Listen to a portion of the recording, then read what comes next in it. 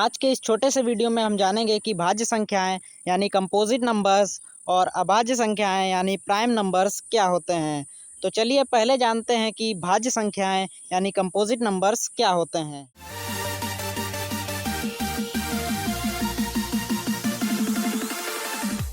ऐसी संख्याएं जिनके कम से कम 3 गुणनखंड संभव हों भाज्य संख्याएं कहलाती हैं। या फिर हम कह सकते हैं कि ऐसी संख्याएं जिनको हम कम से कम 3 अलग अलग संख्याओं से विभाजित कर सकें तो वो संख्याएं क्या कहलाएंगी, भाज्य संख्या कहलाएंगी।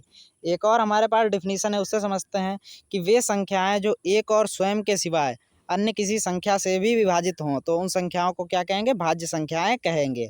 अब देखिए यहाँ पे क्या है कि वे संख्याएं जो एक और स्वयं से तो विभाजित होंगी ही, लेकिन उसके अलावा भी अगर कोई संख्या उन्हें विभाजित करती है तो उनको क्या कहेंगे, हम भाज्य संख्याएं कहेंगे।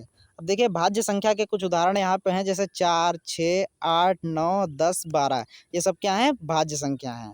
तो देखिए यहाँ पे 4 को हमने दिखाया है कि 4 जो है वो एक से विभाजित हो रही है और स्वयं से विभाजित हो रही है। इसके अलावा एक और संख्या है जो 4 को विभाजित कर रही है और वो है 2। तो यहाँ पे क्या है कि 4 के हमको 3 गुणनखंड मिल गए हैं। अब 3 से कम गुणनखंड मिलते तो ये भाज्य संख्या नहीं होती। अब 3 गुणनखंड मिल गए तो 4 एक भाज्य संख्या हो गई। ऐसे ही यहाँ पे 6 को देखिए, 6 एक से विभाजित हो रहा है, स्वयं से भी विभाजित हो रहा है और 2 और 3 भी उसे विभाजित कर रहे हैं। तो यहाँ पे इसके भी हमको 3 से ज़्यादा गुणनखंड मिल गए, 3 मिले या 3 से ज़्यादा मिले तो हमारी भाज्य संख्या होती है। तो यहाँ पे 3 से ज़्यादा मिल गए तो ये भी भाज्य संख्या है। अब इसी प्रकार देखिए 9 एक से विभाजित हो रही है और स्वयं से विभाजित हो रही है। इसके अलावा एक और संख्या है जो इसे विभाजित कर रही है और वो है 3। अब 9 के भी यहाँ पे 3 गुणनखंड हमको मिल गए तो ये भी क्या हो गई, भाज्य संख्या। अब देखिए एक इम्पॉर्टेंट लाइन है कि सबसे छोटी जो भाज्य संख्या हमारी होती है वो क्या होती है, 4। 4 से छोटी कोई भाज्य संख्या नहीं होती। तो चलिए अब जानते हैं कि अभाज्य संख्याएं यानी प्राइम नंबर्स क्या होते हैं। ऐसी संख्याएं जिनके केवल 2 गुणनखंड संभव हों अभाज्य संख्याएं कहलाती हैं। यानी केवल 2 गुणनखंड हों, इससे ज़्यादा गुणनखंड नहीं होने चाहिए तो वो संख्या क्या कहलाएगी, अभाज्य संख्या कहलाएगी। यहाँ पे एक और डिफिनीशन है जो है कि वे संख्याएं जो एक और स्वयं के सिवाय अन्य किसी संख्या से विभाजित ना हो अभाज्य संख्या कहलाएगी। यानी वह संख्या जो एक और स्वयं से विभाजित हो केवल और कोई संख्या उसे विभाजित ना करे तो वो संख्या क्या कहलाएगी, अभाज्य संख्या।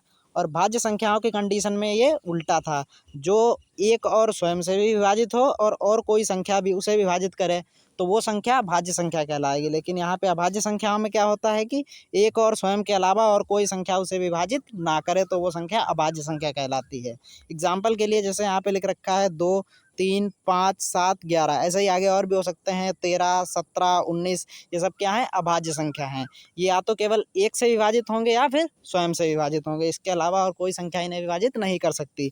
जैसा कि एग्जाम्पल में आप समझ सकते हैं, यहाँ पे 2 जो है वो या फिर 1 से विभाजित होगी या फिर 2 से विभाजित होगी। इसके अलावा और कोई संख्या नहीं है जो 2 को विभाजित कर सके। अब यहाँ पे जो हमको गुणनखंड मिलते हैं वो भी केवल 2 मिलते हैं तो ये संख्या क्या हो गई, अभाज्य संख्या हो गई। अब जो 3 हमारा है वो भी 1 से विभाजित होगा या फिर 3 से विभाजित होगा। इसके अलावा और कोई संख्या 3 को विभाजित नहीं कर सकती। यहाँ पे भी जो हमको गुणनखंड मिलते हैं वो केवल 2 मिलते हैं तो ये भी क्या हो गई, हमारी अभाज्य संख्या हो गई।